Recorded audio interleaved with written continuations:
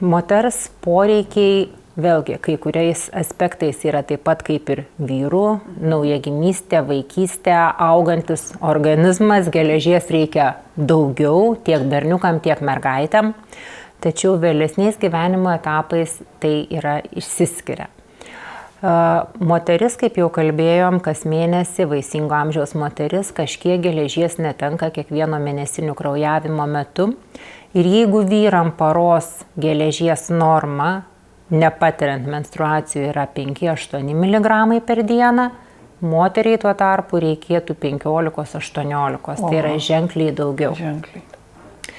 Kitas etapas moters gyvenime yra nėštumas, kuris yra labai ypatingas. Ir jeigu nėščiosios sako, noriu kažko valgyti ar nevalgyti, tai valgyti už 2 tikrai nereikia, tačiau geležies už 2 suvartoti būtina. Ir geležies poreikis padidėja labai ženkliai. 3 nėštumo trimestro metu jis gali išaugti net iki 30 mg per dieną.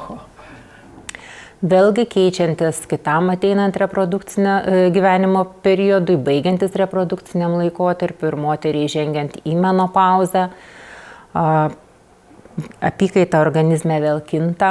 Pirmiausia, baigėsi menstruaciniai kraujavimai, reiškia geležies netekimas išnyksta.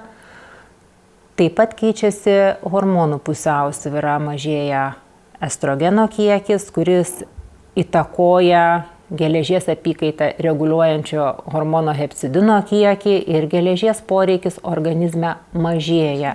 Jis tampa vėlgi vyresnio amžiaus moterims toks pats kaip ir vyram ir jo pilnai pakanka 5-8 mg per dieną.